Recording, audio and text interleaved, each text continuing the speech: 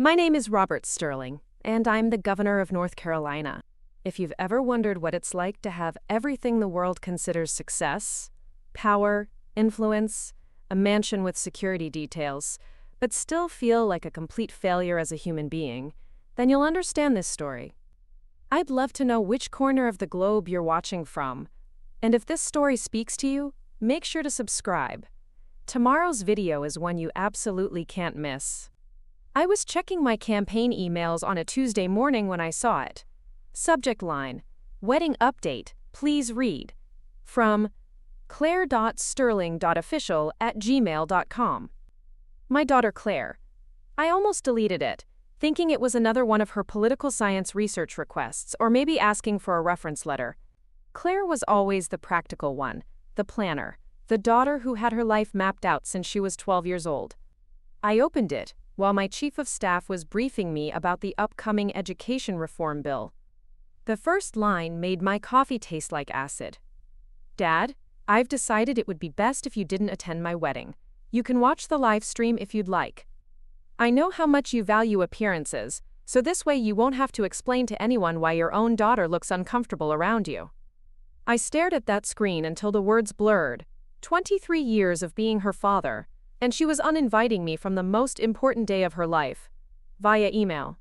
Like I was some problematic vendor being dropped from a contract. But here's the thing about being a politician: you learn to compartmentalize faster than most people learn to breathe.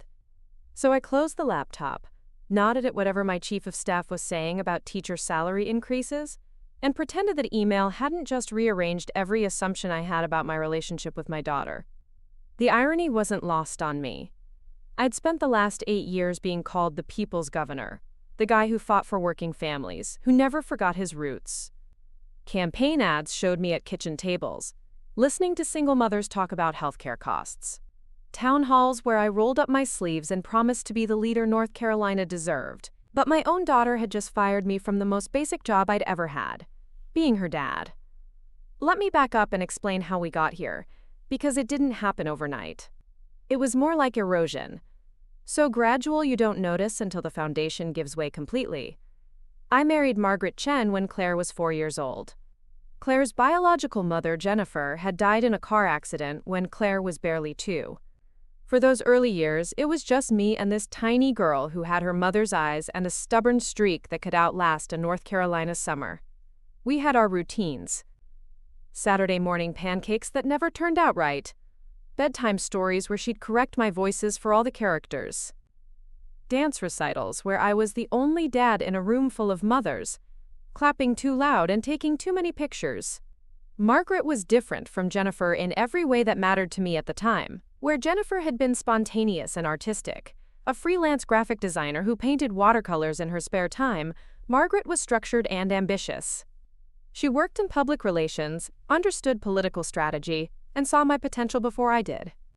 When we met at a fundraiser for the local children's hospital, she was the one who suggested I run for city council. She was the one who mapped out a 20-year plan that would take me from municipal politics to the governor's mansion. You have the background for this, she'd say, reviewing my resume like she was crafting a campaign narrative. Small-town roots, military service, law degree from UNC. You understand both rural and urban issues. Plus, you're young enough to grow into the role but experienced enough to be taken seriously. Margaret wasn't wrong about any of that. She had a gift for seeing the bigger picture, for understanding how individual choices accumulated into career trajectories. What I didn't realize at the time was that she was also reshaping our family dynamic to fit her vision of what a political family should look like. The changes started small. Claire's art supplies gradually disappeared from the common areas of our house. We need to maintain a certain image, Margaret would explain when potential donors or party officials visited. Children's messes don't photograph well. Claire's finger paintings were replaced with professionally framed artwork. Her dress-up clothes were reorganized into a closet in the basement. The piano she'd been learning to play was moved to the back room because Margaret said the sound carried too much during phone interviews. Margaret enrolled Claire in private school, which meant longer days and more structured activities. Ballet replaced the tumbling classes Claire loved because ballet was more refined. Mandarin lessons were added because Margaret believed multilingual children had advantages in global politics. Claire's schedule became a careful balance of activities that would look impressive in future campaign literature. "We're investing in her future," Margaret would say when I occasionally questioned whether 6-year-old Claire needed quite so many structured activities. Successful families require intentional planning. I was busy building my own career and genuinely grateful for Margaret's organizational skills. Running for city council while maintaining a law practice meant 14-hour days and weekend campaign events. Margaret handled the logistics of our household with the same efficiency she brought to organizing fundraisers. Meals were planned, schedules were coordinated, and our family operated like a well-managed campaign office. But somewhere in all that efficiency, Claire started to fade into the background of our own home. So. It wasn't dramatic. There was no moment when I consciously decided to prioritize politics over parenting. It was more like a series of small choices that seemed reasonable at the time. Missing her school play because I had a city council meeting that might determine the municipal budget. Cutting short our Saturday morning pancake tradition because I had early campaign strategy sessions. Letting Margaret handle parent-teacher conferences because she was better at asking the right questions and following up on academic plans. Margaret stepped into the parental role with the same systematic approach she brought to everything else. She hired tutors to help Claire excel academically. She arranged playdates with children from other politically connected families. She made sure Claire had every advantage: private school, summer camps, travel opportunities that could contribute to a well-rounded upbringing. What I failed to notice was that Claire had stopped talking to me about anything that mattered. Bidi. She was 8 when I won my first election to the state legislature. The victory party was held at our house, and I remember seeing Claire sitting on the stairs in her pajamas, watching the celebration like she was observing strangers. When I went to carry her to bed, she was polite but distant, as if I were a family friend rather than her father. "Dad, are you going to be gone more now?" she asked as I tucked her in. "Maybe a little more," I admitted. "But it's important work. I'm trying to help make things better for families like ours." She nodded solemnly. "Margaret says important people have to make sacrifices." That should have been a warning sign. The fact that my 8-year-old daughter was quoting my wife's political philosophy instead of asking me to read her another story or complaining that she'd miss me. But I was exhausted from months of campaigning and already thinking about the legislative session ahead. I kissed her forehead and told her I loved her, and she said she loved me too, but it felt rehearsed somehow. The next few years blurred together in a succession of legislative sessions, committee hearings, and incremental political victories. Margaret's strategic planning proved effective. I built a reputation as a pragmatic moderate who could work across party lines. Rural voters appreciated my farming background, while urban constituents respected my education policy initiatives. When the opportunity arose to run for lieutenant governor, I had the coalition and fundraising network to mount a credible campaign. Claire was 12 during that election cycle, old enough to understand that our family was constantly being evaluated by strangers. She learned to smile for campaign photographers, to shake hands with donors at fundraising events, and to answer reporters' questions about her favorite subjects in school. Margaret coached her on appropriate responses to personal questions, reminding her that anything she said could be quoted in newspapers or repeated on social media. "Remember, you represent more than just yourself," Margaret would tell her before public events. "People are watching to see what kind of family we are."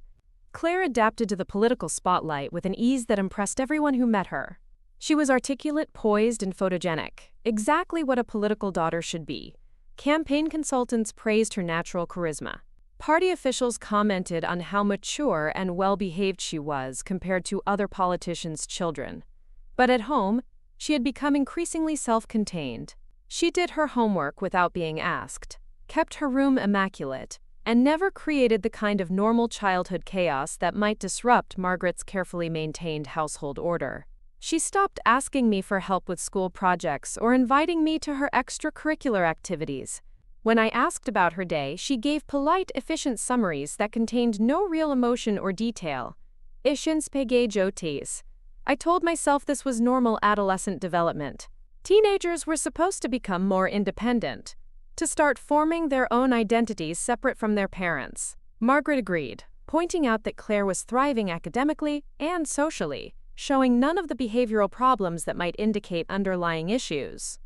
What I didn't see was that Claire had learned to navigate our family the same way she navigated political events, by presenting a carefully managed version of herself that wouldn't cause problems or require too much attention. The lieutenant governor's mansion came with its own set of expectations and obligations. More security, more scrutiny, more events where Claire's presence was expected but her actual thoughts and feelings were irrelevant. She attended state dinners and charity galas, always dressed appropriately and capable of making small talk with donors' children or foreign dignitaries' families. Margaret was in her element, organizing our social calendar with the precision of a military operation. Guest lists were vetted, seating arrangements were strategic, and every event was an opportunity to strengthen political alliances or build support for future campaigns. Claire turned 16 the same month I announced my gubernatorial campaign. Her birthday party was held at the mansion, and the guest list included the children of major donors, party officials, and potential running mates.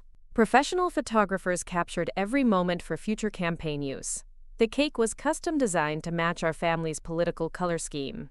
I gave a toast that night, talking about how proud I was to be Claire's father, how impressed I was by her maturity and intelligence, how excited I was to see what she would accomplish in life. The guests applauded, Margaret beamed, and Claire smiled at exactly the right moments. Later, when I was helping clean up, I found her in the kitchen by herself, scraping leftover cake into the garbage disposal. "Good party," I said, trying to sound casual. "Yes," she replied without looking up. "Margaret did an excellent job with the planning." A lot of love and effort went into bringing this story to life. If you're enjoying it, we'd be so grateful if you'd subscribe to our channel. Now back to where we left off. "Did you have fun?" She paused, considering the question like it required careful analysis. It was appropriate for the occasion. That phrase, appropriate for the occasion, stuck with me for weeks afterward. It sounded like something Margaret might say when evaluating a campaign event, not how a 16-year-old should describe her own birthday party.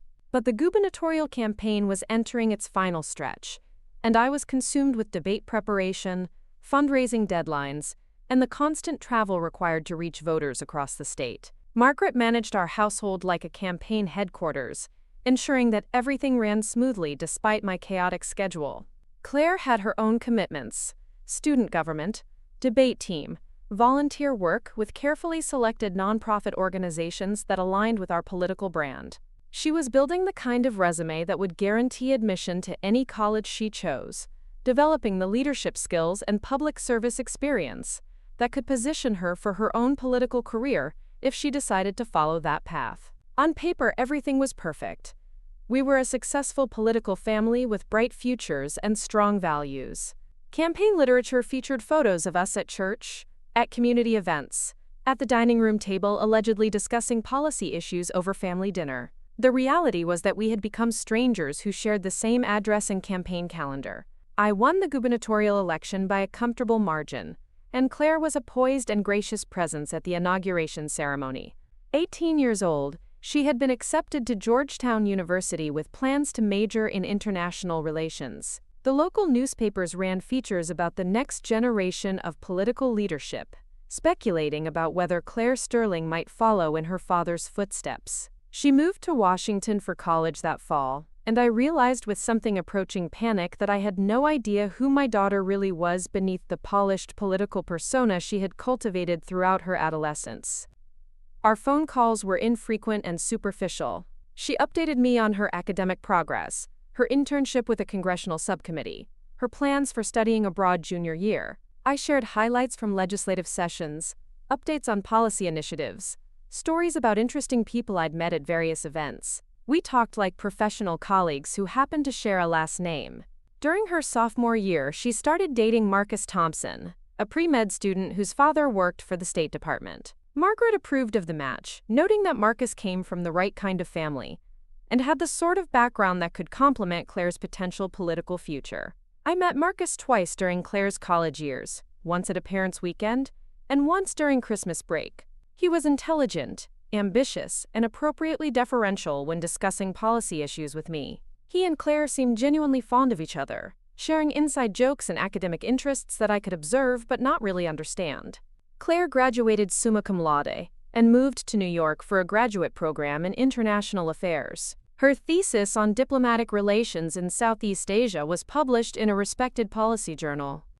She spent summers interning with think tanks and nonprofit organizations, building the kind of experience that could lead to careers in foreign service, academia, or eventually elected office. Marcus completed medical school and secured a residency at a prestigious hospital in Boston. Their relationship had survived the demands of graduate school and professional training, and when Marcus proposed during Claire's final semester, I learned about the engagement through a formal announcement they sent to both sets of parents. Margaret immediately began planning what she described as a wedding that would reflect our family's values and social position.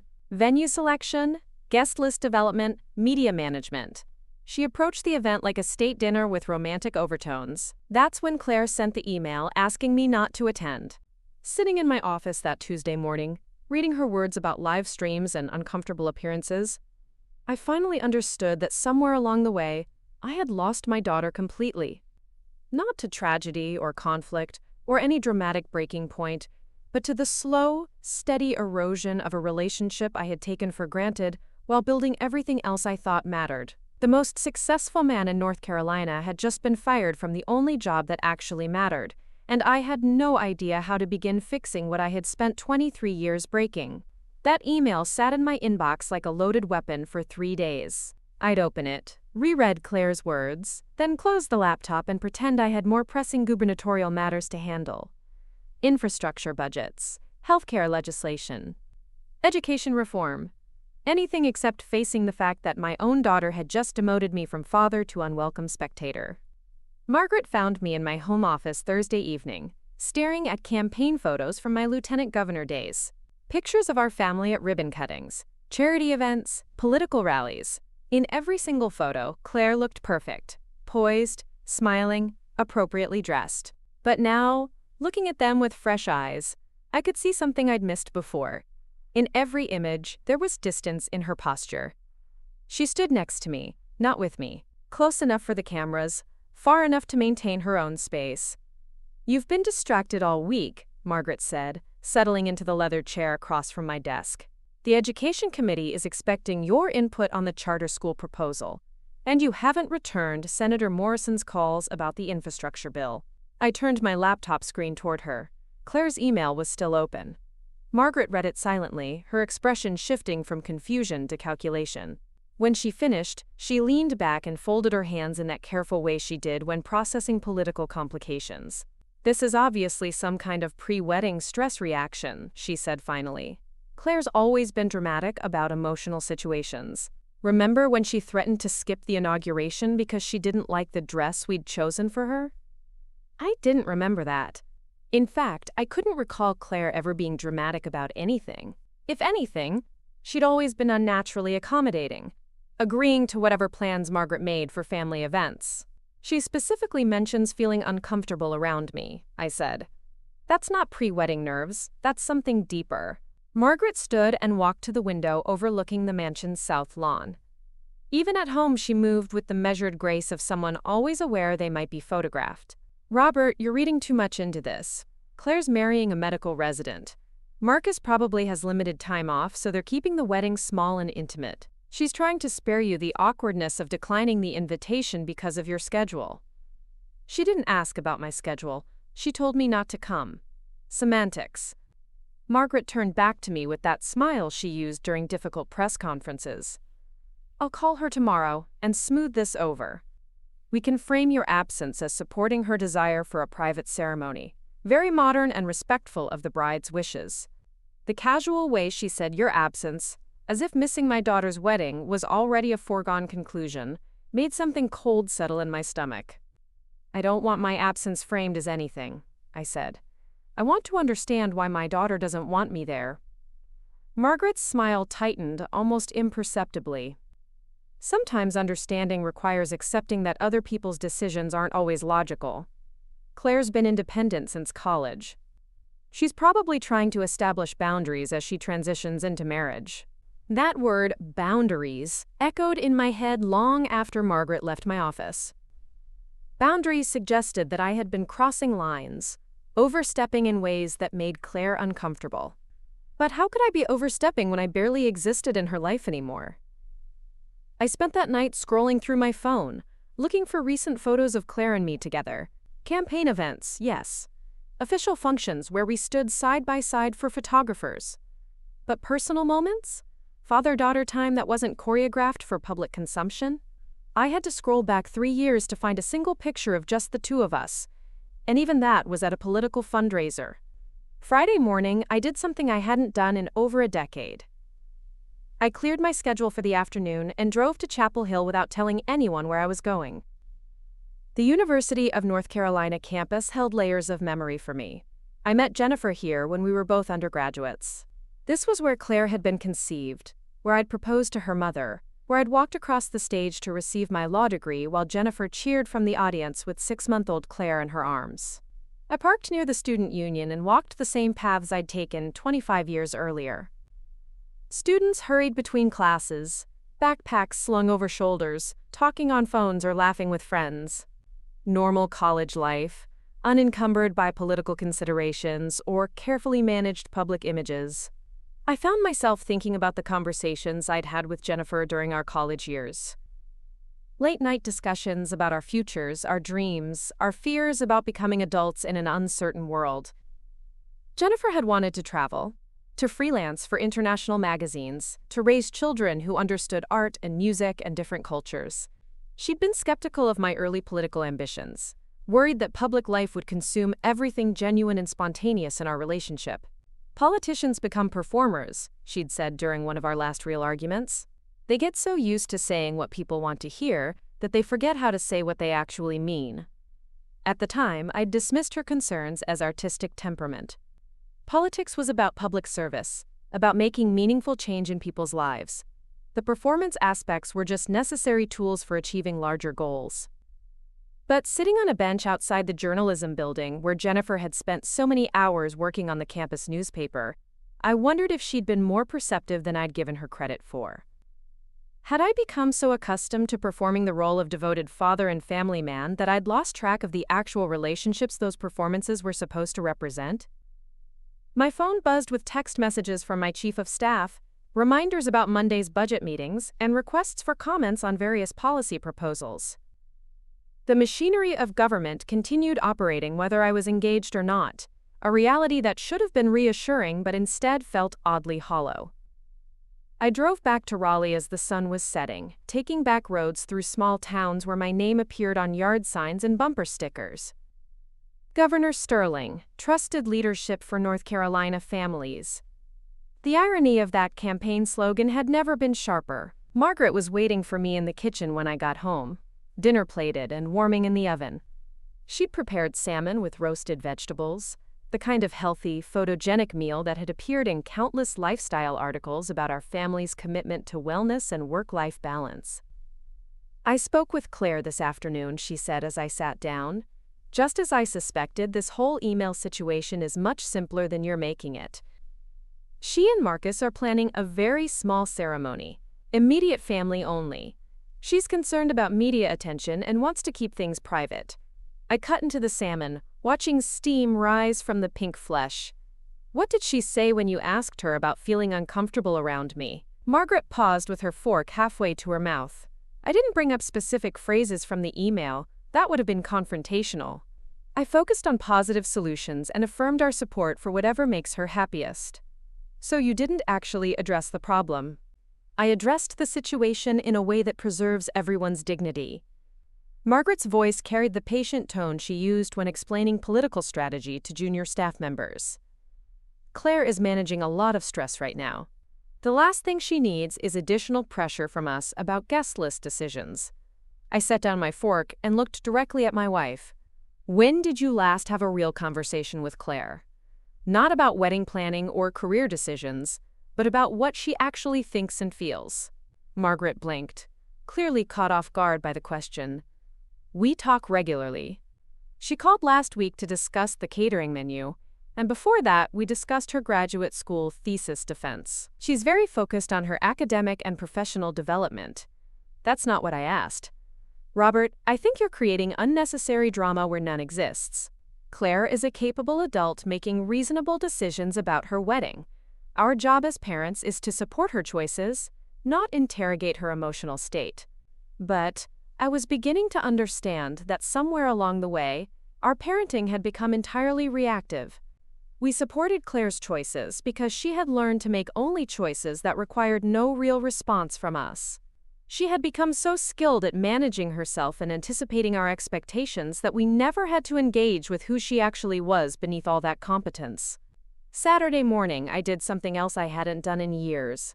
I called Claire directly, not through Margaret's careful coordination or formal scheduling.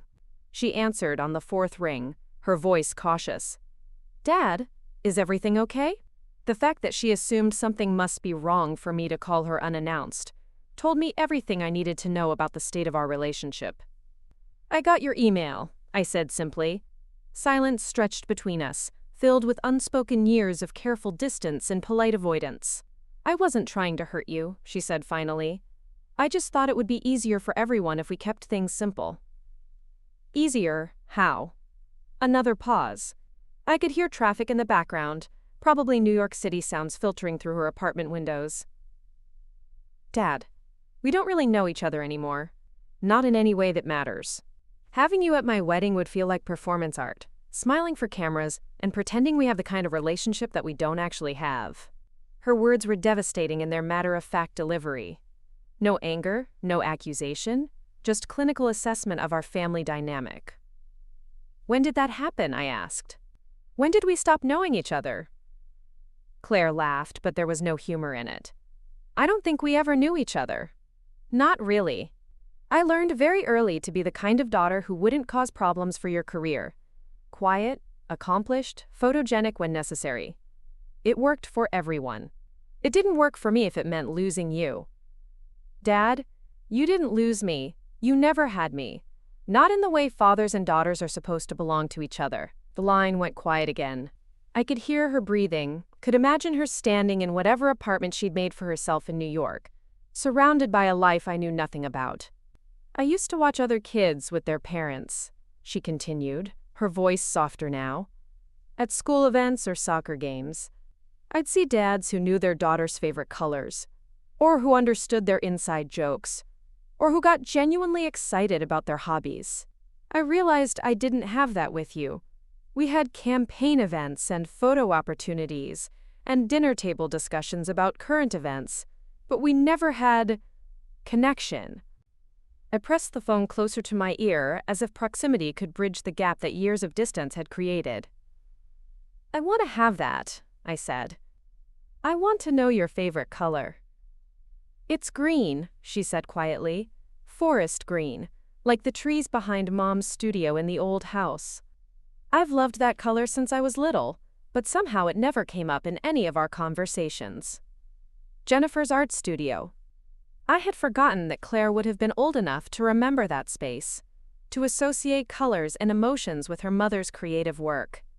How many other memories and preferences had I missed because I was too busy managing the public version of our family? "Claire, I know I've made mistakes." "Dad, this isn't about mistakes. This is about the fact that Margaret has been more of a parent to me than you have. She made decisions about my education, my activities, my social life. She taught me how to present myself in public, how to handle media attention, how to navigate political events. You were just present. Physically there, but emotionally unavailable." The accuracy of her assessment hit me like cold water. Margaret had indeed managed the practical aspects of Claire's upbringing with remarkable efficiency. I had been grateful for that organization, that systematic approach to child-rearing that freed me to focus on political responsibilities. But efficiency wasn't the same as love, and management wasn't the same as connection. "I don't want to watch my wedding on a live stream because you feel obligated to attend," Claire said. "I want to marry Marcus surrounded by people who actually know me, who chose to be involved in my life rather than just performing the role of involved family." How do I become someone who actually knows you? The question hung between us for a long moment. "I don't know if that's possible anymore," she said finally. "We're both different people than we were when I was a kid. I'm not sure there's enough foundation left to build on." After she hung up, I sat in my home office for hours, staring at the phone and trying to process what felt like the complete collapse of every assumption I'd held about my role as Claire's father. Margaret found me there Sunday morning, still wearing yesterday's clothes, surrounded by photo albums I'd pulled from storage sometime during the night. "You're going to make yourself sick obsessing over this," she said, gathering up the scattered pictures. "Claire will come around. She always does when she's had time to think rationally." But looking at those photos, years of carefully staged family moments, I was beginning to understand that rationality might be exactly the problem. Claire had spent her entire life being rational, accommodating, perfectly managed. She had learned to need nothing from me because I had never taught her that needing things from parents was acceptable. Margaret was still talking, outlining strategies for repairing relationships and managing public perception. But her words felt distant and inadequate. Political solutions for what was fundamentally a human failure. For the first time in my career, I was facing a problem that couldn't be solved with better messaging or strategic positioning. My daughter didn't want me at her wedding because I had never given her a reason to want me anywhere. And I was finally beginning to understand that this wasn't something Margaret could manage for me. Monday morning arrived with the usual avalanche of gubernatorial responsibilities, but I couldn't focus on budget allocations or policy briefings. Claire's words from our phone conversation echoed in my head. "Margaret has been more of a parent to me than you have." That observation had been delivered without malice, just factual precision that cut deeper than any accusation. I found myself studying Margaret differently during our morning meeting about the healthcare initiative. She moved through the agenda with her characteristic efficiency, discussing polling numbers and stakeholder meetings with the same systematic approach she'd used to raise my daughter.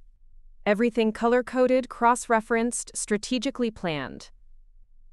"The pharmaceutical lobby wants a private meeting before we announce the prescription drug pricing reforms," she was saying. But I was thinking about Claire's comment that she'd learned to be the kind of daughter who wouldn't cause problems for your career. When did that happen? When did my 4-year-old girl, who used to demand bedtime stories and sticky pancake kisses, transform into someone who calculated her behavior based on political implications? "Robert, are you listening?" Margaret's voice snapped me back to the present. "The pharmaceutical meeting," I said. "Schedule it for Thursday." Margaret made a note, then looked at me with the same assessing expression she'd worn when reading Claire's email. "You're still dwelling on this wedding situation. I understand it's disappointing, but you need to compartmentalize.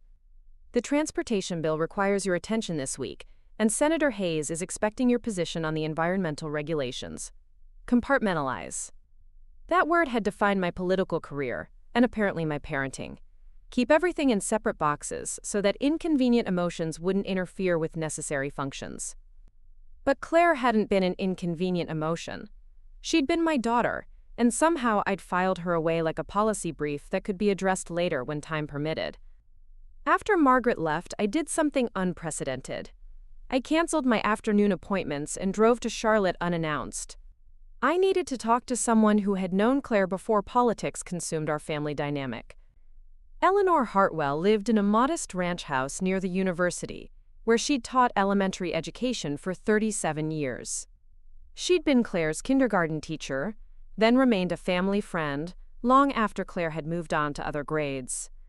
Eleanor was one of the few people who remembered Jennifer, who had known our family during the brief period when we'd been more than a political unit. Eleanor answered the door wearing gardening gloves and a surprised smile. "Robert Sterling, what brings the governor to my doorstep?" "I need to ask you about Claire," I said simply. Her expression shifted, becoming more cautious. "Is everything all right?" "That's what I'm trying to figure out." Eleanor led me to her kitchen, where she made coffee in a pot that looked older than my political career. No staff, no security detail, no agenda. Just two people having a conversation in a room that smelled like cinnamon and honesty. "When did you last see Claire?" I asked. "Christmas 2 years ago," Eleanor said, settling into the chair across from me. She was home from graduate school and stopped by with a book she thought I'd enjoy. We talked for about 2 hours. 2 hours. I tried to remember the last time I'd had a 2-hour conversation with Claire about anything other than her academic achievements or career plans. What did you talk about? Eleanor smiled, but there was sadness in it. She asked about her mother, wanted to know stories about Jennifer that she might not have heard before. I told her about the time Jennifer painted a mural in my classroom, how the children used to gather around her during volunteer reading sessions. I felt a familiar twist in my chest. Claire had been hungry for information about Jennifer, and she'd sought it from someone else because I'd never offered those stories myself. She also asked about you, Eleanor continued. Specifically, she wanted to know what you were like before politics. I told her about the young lawyer who used to coach Little League on weekends, who knew every child's name and batting average. I coached a Little League, I said, surprised by the memory, for 3 seasons, before I ran for city council. Claire didn't know that. She said you'd never mentioned sports or talked about coaching anything. The coffee tasted bitter. Another piece of my history that had been erased when I'd streamlined my identity for political consumption. Young fathers who coached children's sports didn't fit the serious professional image Margaret had crafted for my campaigns. Did she seem? I struggled to find the right words. Did she seem like she missed having a father? Eleanor set down her mug and studied my face carefully. Robert, Claire seemed like a young woman who had learned very early to expect very little from the adults in her life. Not because they were cruel or neglectful, but because they were too busy with important things to notice what she actually needed. What did she need? The same thing every child needs. To be seen as a complete person, rather than a reflection of their parents' success. To have someone interested in her thoughts and feelings rather than just her achievements. To know that she mattered for who she was, not what she accomplished. Eleanor's words settled into my consciousness like stones dropping into still water, creating ripples that disturbed everything I'd assumed about my role as Claire's father. She told me something that day that has stayed with me, Eleanor continued. She said she'd never learned how to be disappointing to people because no one had ever loved her enough to be disappointed. They were proud when she succeeded and absent when she struggled, so she just learned never to struggle.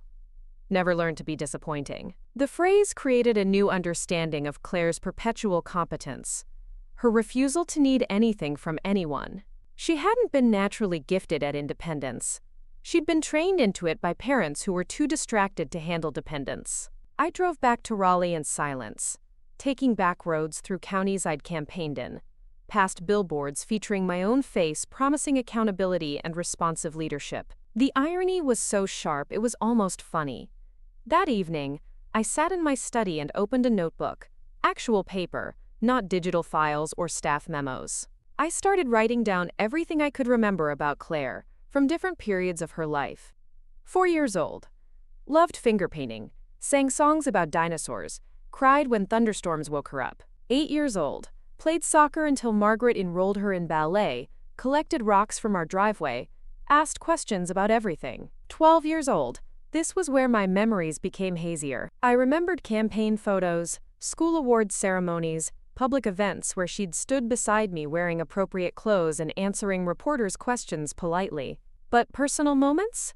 Conversations about her fears or dreams or daily experiences? The notebook pages remained largely blank. 16 years old. Academic excellence, student government positions, volunteer work with organizations Margaret had selected for their political value. But what music did Claire listen to? What books did she read for pleasure? What made her laugh or cry or lose sleep at night?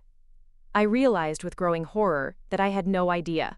Margaret found me there near midnight, surrounded by photo albums and timeline attempts. "This obsession isn't healthy," she said, gathering up the scattered materials. "You're creating problems where none exist." Claire is a successful adult who's making her own decisions about her wedding. Our job is to respect those decisions, not psychoanalyze them. "When did she stop telling us things?" I asked. "What things?" "Personal things. When did she stop coming to us with problems or excitement or anything that mattered to her?" Margaret sighed with the patience of someone explaining obvious realities to a slow student. Children naturally become more private as they mature. It's developmentally appropriate for teenagers to confide in peers rather than parents. Claire has always been remarkably self-sufficient. Self-sufficient or abandoned? Robert, that's dramatic and unhelpful. We provided Claire with every advantage: excellent education, cultural opportunities, international travel. She never wanted for anything. Except for parents who knew her favorite color. Margaret paused in her organizing. What? She told me yesterday that her favorite color is forest green, like the trees behind Jennifer's art studio. I never knew that. In 18 years of being her father, I never learned something as basic as her favorite color.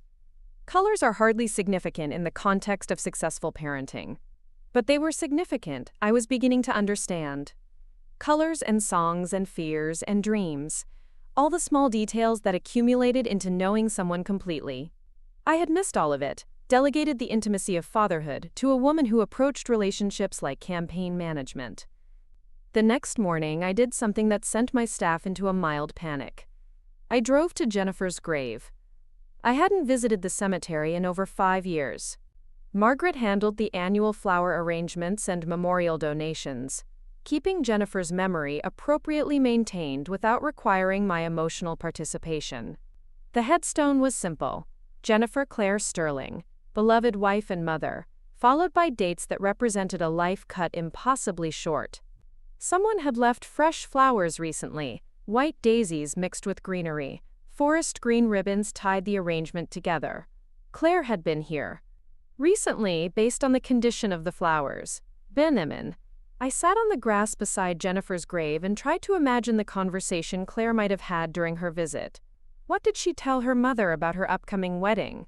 Did she express regret about excluding me, or relief? Did she seek Jennifer's guidance about navigating family relationships that had never quite formed properly? I think I messed up, I said aloud, feeling foolish but continuing anyway, with Claire. I let Margaret manage everything, and somewhere along the way, I forgot to be her father. The cemetery was quiet, except for wind moving through oak trees that had grown significantly since Jennifer's funeral. Birds called to each other from branches overhead, completely unconcerned with human politics or family dysfunction. She's getting married and she doesn't want me there, I continued. She says we don't know each other, and she's right. I can tell you her GPA and her graduate school thesis topic, but I don't know what makes her happy or what keeps her awake at night. A groundskeeper was working several rows away, trimming hedges with methodical precision. Normal work, uncomplicated by the weight of relationship failures or missed opportunities. I remember when she was little, before Margaret, she used to crawl into our bed during thunderstorms. You'd hold her while I made up stories about brave princesses who weren't afraid of anything. When did I stop being the person she came to when she was scared? The question hung in the air without answer, but sitting there among the grave markers and flowering trees, I began to understand that the answer mattered less than what I was going to do next. I couldn't change the years of emotional absence or undo the damage of treating fatherhood like a part-time political appointment.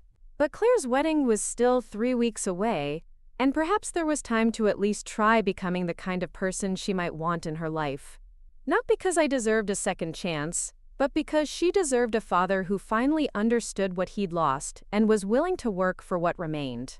Driving away from Jennifer's grave, I made a decision that would have horrified my chief of staff. I wasn't going back to the mansion.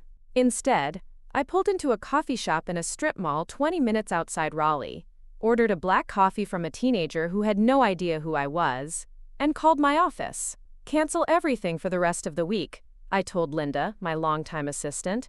Sir, you have the transportation committee hearing tomorrow, and the education budget. Reschedule it all. Tell them it's a family emergency. There was a pause. Linda had worked for me since my lieutenant governor days and had never heard me use family as a reason to avoid political responsibilities. Is everything all right with Mrs. Sterling? Mrs. Sterling is fine. It's my daughter who needs my attention.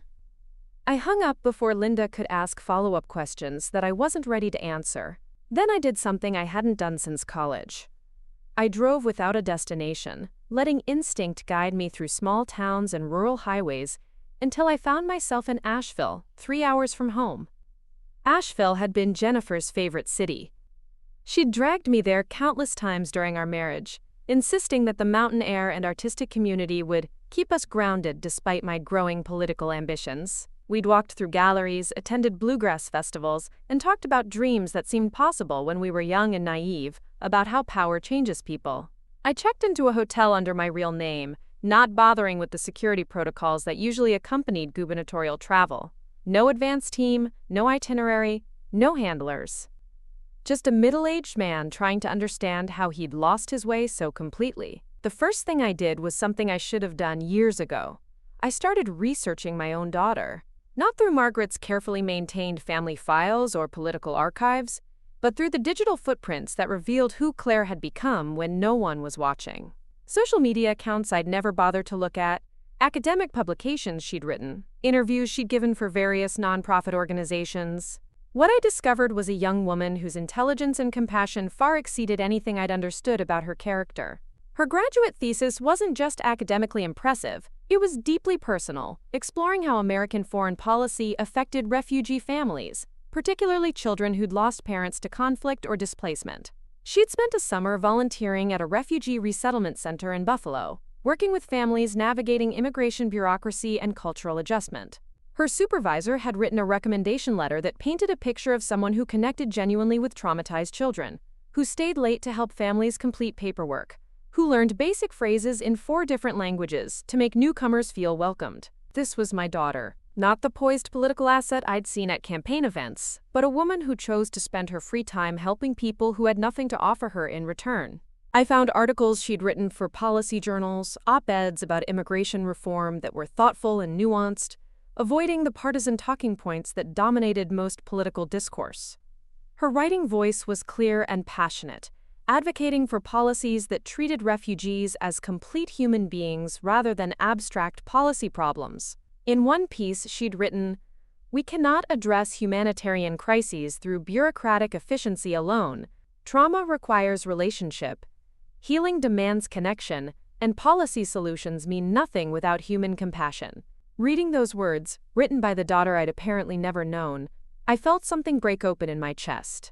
Claire had dedicated her career to everything I'd failed to provide her: genuine attention, emotional connection, the kind of care that saw people as complex individuals rather than manageable variables. She had become what I had failed to be, and she'd done it despite my parenting, not because of it.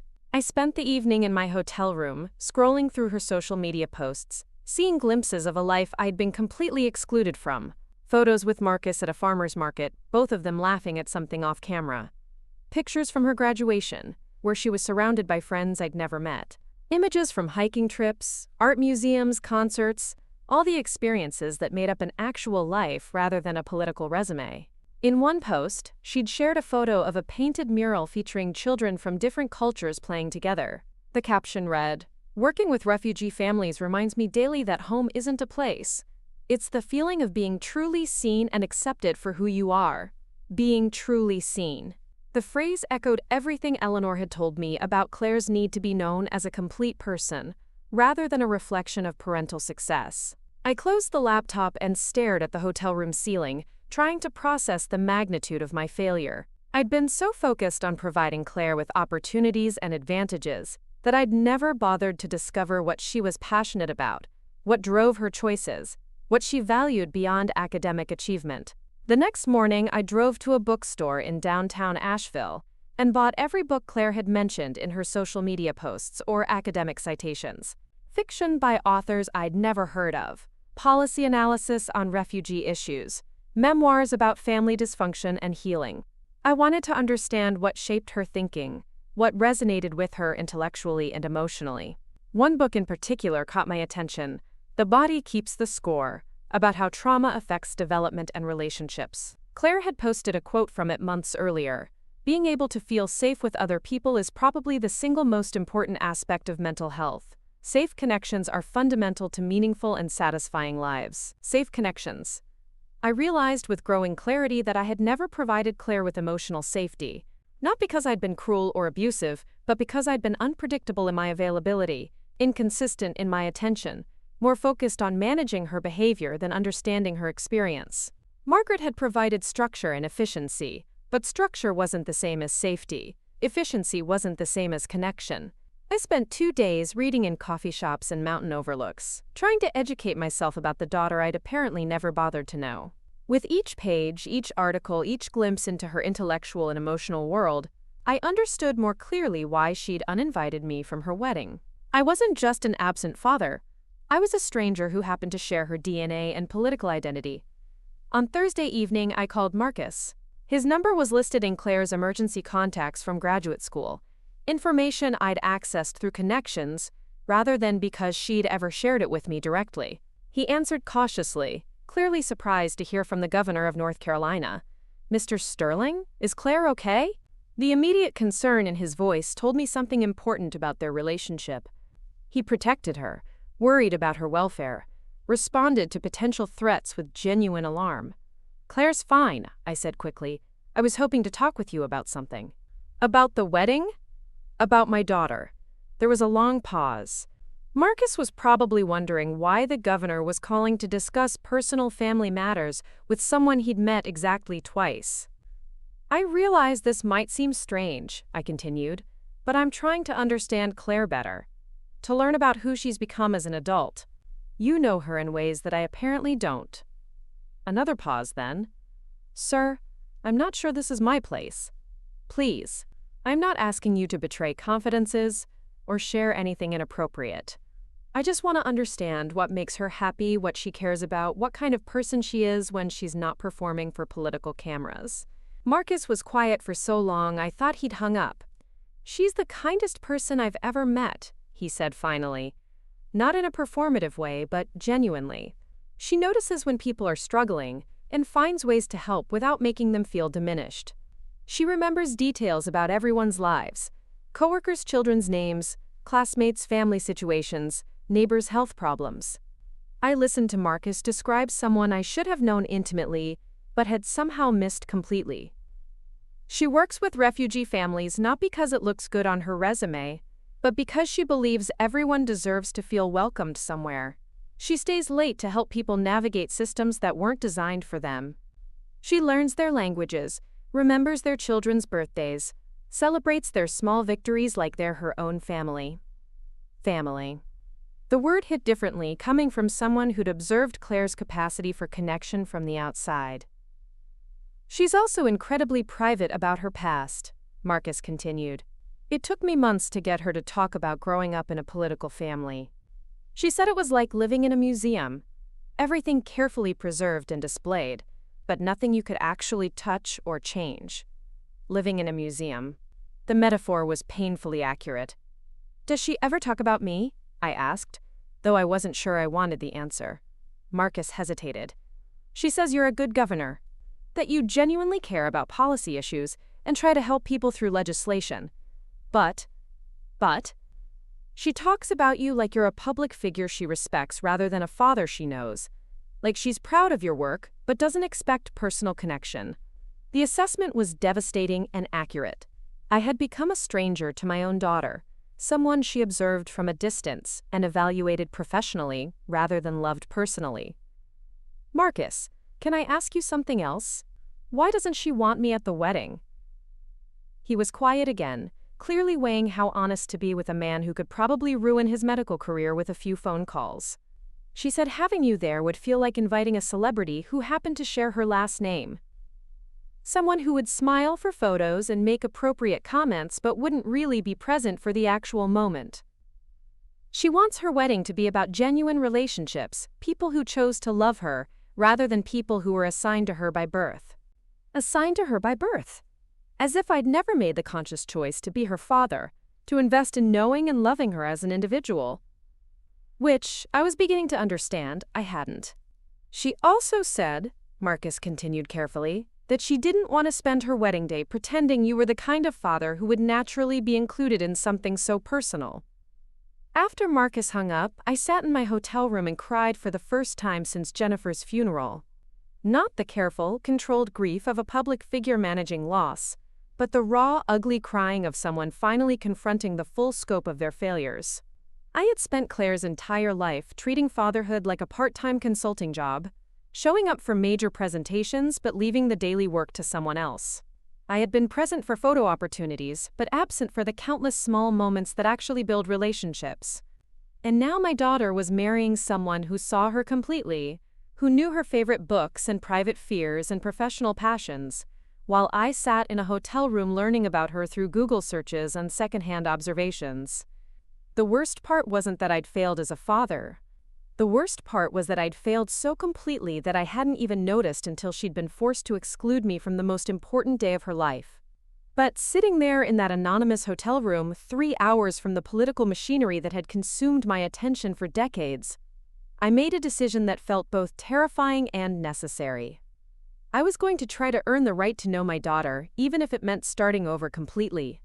I returned to Raleigh Friday afternoon with a trunk full of books and a plan that my staff would have considered political suicide.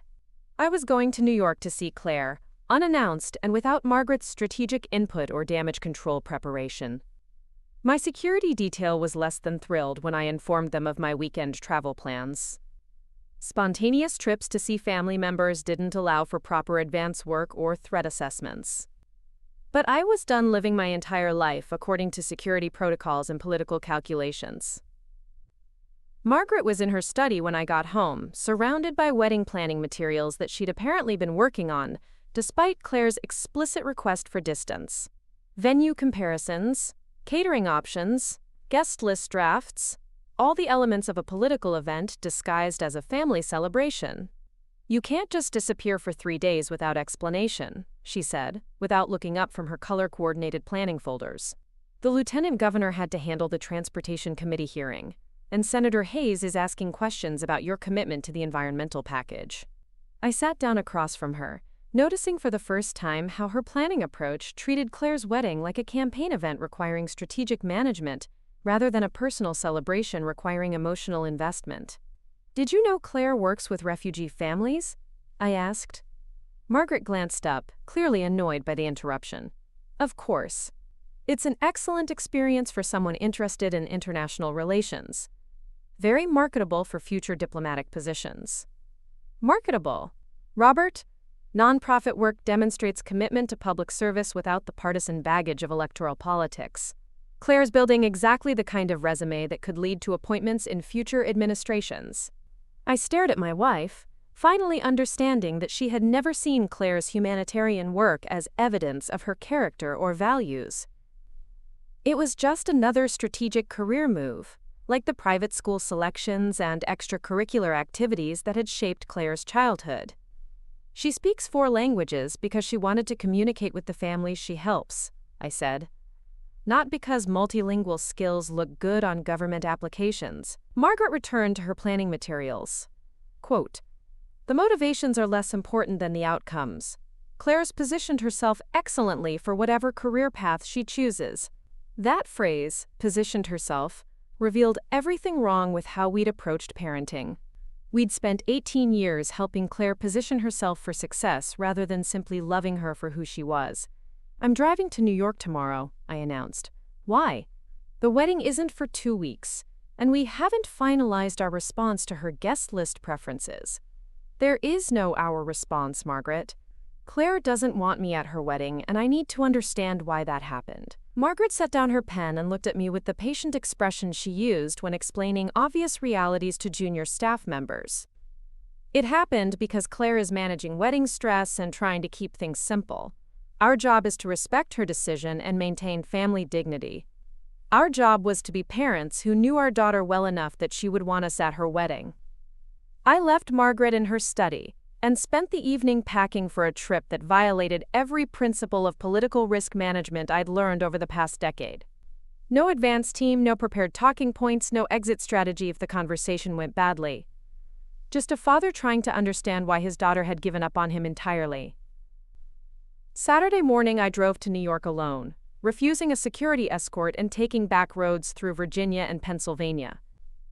The 6-hour drive gave me time to think about everything I'd learned during my research week, everything Marcus had told me about Claire's character, everything Eleanor had revealed about my failures as a parent.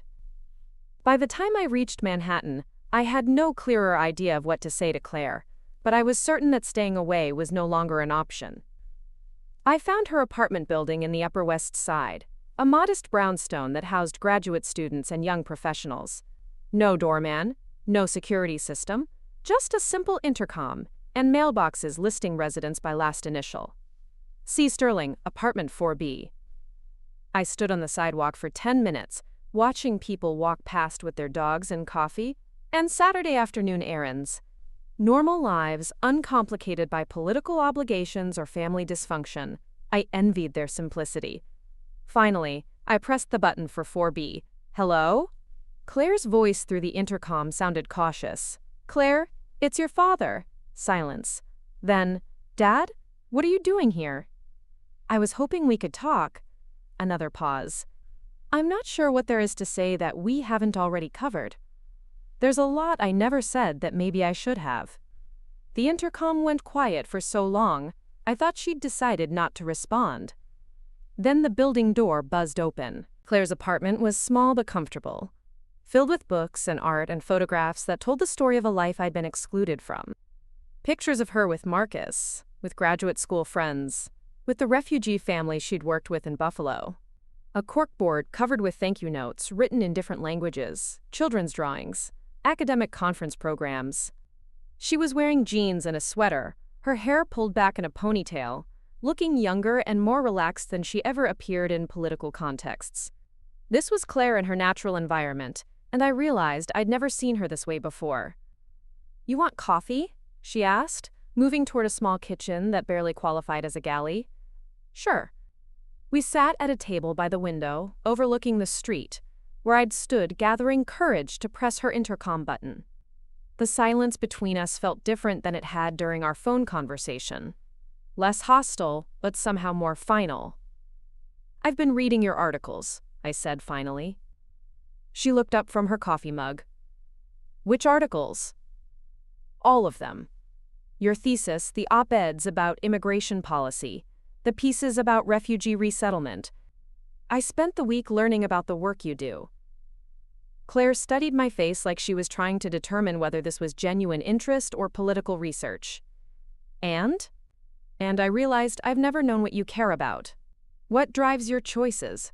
What you're passionate about? What keeps you up at night thinking about problems you want to solve? Most parents learn those things gradually, over the course of their children's lives, she said quietly. Not through Google searches after their kids uninvite them from major life events. The accuracy of her observations stung, but I didn't deflect or defend. You're right. I should have been paying attention all along.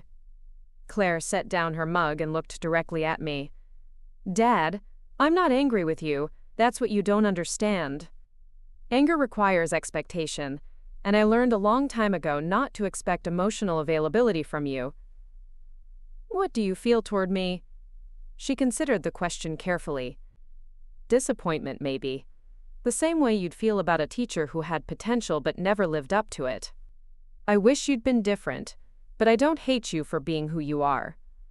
Her calm assessment was more devastating than anger would have been. Anger suggested I still mattered enough to generate strong emotions. Disappointment suggested I'd been relegated to the category of minor life disappointments, like bad weather or canceled plans. I talked to Marcus, I said. Claire's expression sharpened. About what? About you. About who you are when you're not performing for political cameras. He described someone I should have known intimately, but apparently never met. Marcus sees me because he chooses to pay attention. You see me because you're biologically obligated to acknowledge my existence. The distinction hit like cold water. Choice versus obligation. Investment versus duty. I want to choose to know you, I said. I know it's 20 years too late, and I know you have every right to say no, but I want to try to become the kind of father you might actually want in your life. Claire leaned back in her chair, studying me with the same careful analysis she probably applied to policy problems at work. What does that look like to you? Trying to become a different kind of father?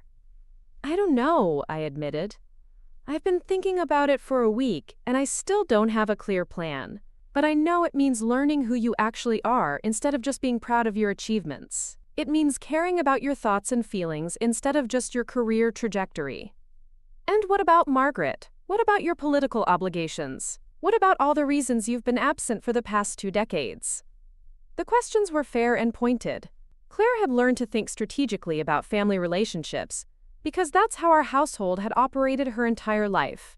I don't know how to balance everything, I said. But I'm starting to think that trying to balance everything has been the problem. Maybe some things deserve more priority than others. Claire stood and walked to the window, looking down at the street where normal families were probably having normal Saturday conversations about ordinary problems. Dad, I want to believe you're serious about this.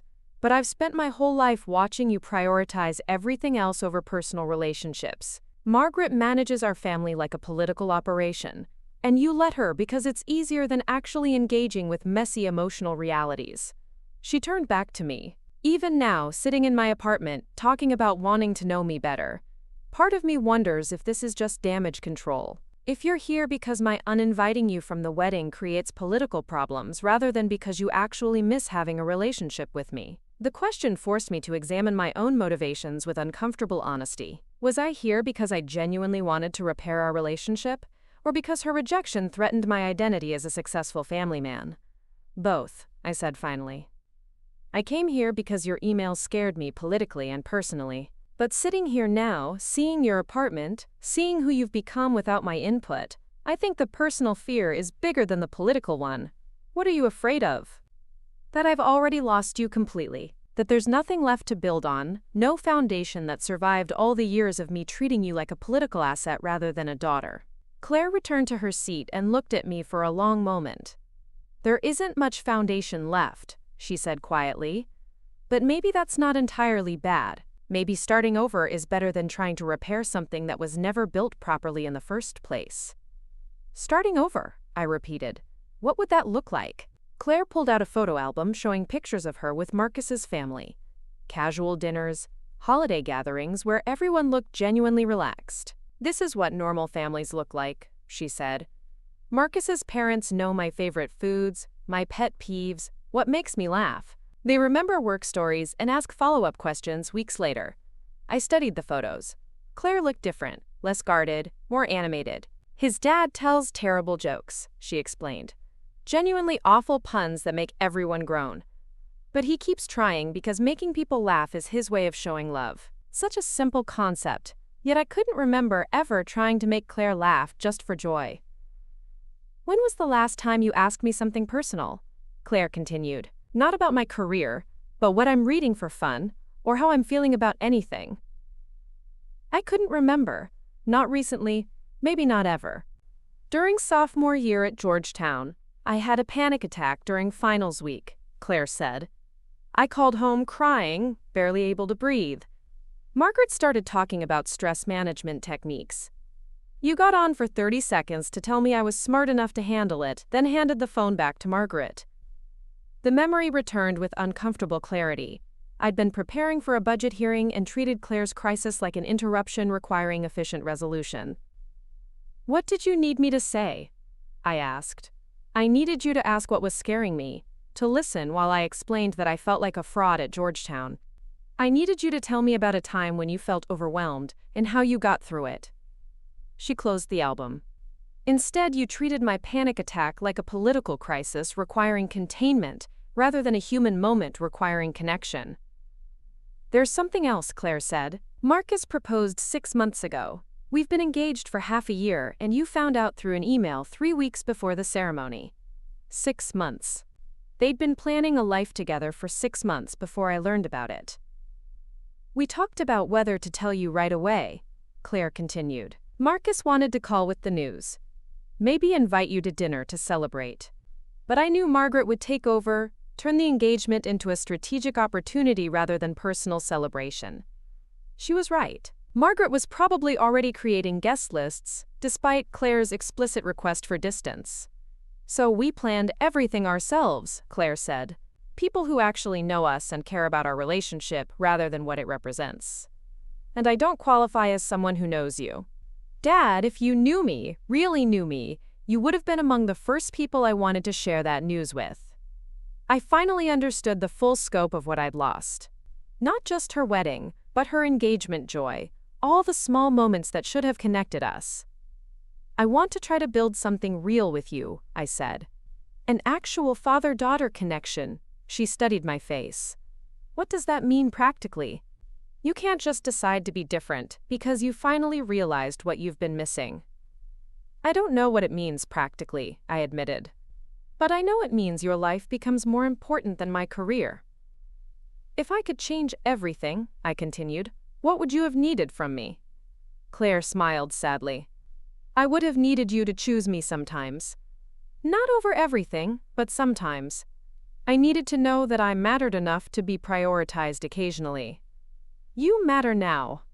Now is 20 years too late for a lot of things. But maybe it's not too late for other things. For the first time, I saw something that might have been hope. If you're serious about this, I won't be managed or scheduled or treated like a political problem. Either you want to know me as a complete person, or you don't. What do I need to do? Go home and figure out whether you're actually ready to change, or whether you just want to feel better about being the kind of father who gets uninvited from his daughter's wedding. The drive back to Raleigh felt endless. Claire's question echoed in my mind. Was I ready to actually change? Or did I just want to feel better about my failures? I arrived home to find Margaret surrounded by wedding planning materials despite Claire's explicit request for distance. Vendor lists, seating charts, the machinery of a political event disguised as family celebration. How did it go? She asked without looking up. She's been engaged for 6 months, Margaret. 6 months. Margaret paused. Young people prefer handling things independently. It's quite mature. That response crystallized everything wrong. Margaret treated Claire's exclusion as competence, rather than recognizing it as indictment of our emotional unavailability. She doesn't want us there because we don't actually know her, I said. We've provided Claire with every advantage. Excellent education, political connections for her career. But we don't know what makes her laugh or keeps her awake at night. Margaret looked up. Knowing your favorite colors isn't successful parenting. Claire is accomplished and independent. She learned independence because we were too busy to be dependable. I made a decision that felt terrifying and necessary. I'm resigning as governor. Margaret stared. What? I'm finishing this term and not running for re-election. I want to build a real relationship with Claire. You're having an emotional reaction to wedding stress? You don't restructure your career because of temporary family drama. This is 20 years of me being absent while convincing myself career success was good fathering. Margaret gathered materials with sharp movements.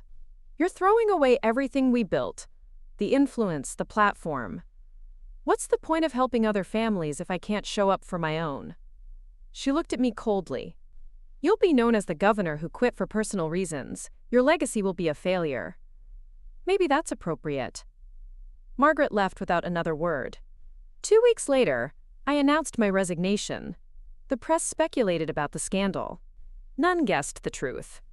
I'd realized being a successful politician meant nothing if I was a failed father. Claire's wedding was Saturday. I didn't attend, but I watched the live stream, not as a politician calculating appearances, but as a father learning who his daughter had become. She was radiant, surrounded by people who loved her completely. Marcus's family welcomed her, like she'd always belonged. Friends gave speeches about her kindness, her refugee work, her ability to make everyone feel valued. I watched my daughter marry someone who knew her favorite books, her fears and dreams. Someone who had earned the right to be there. HBD. After the ceremony, I texted, "You looked beautiful. I'm proud of the woman you've become." She responded, "Thank you. Maybe we can have coffee when I get back from my honeymoon." Not forgiveness, but possibility. 6 months later, Claire and I meet monthly for lunch. I'm learning that her favorite author is Chimamanda Ngozi Adichie. That she volunteers at a community garden.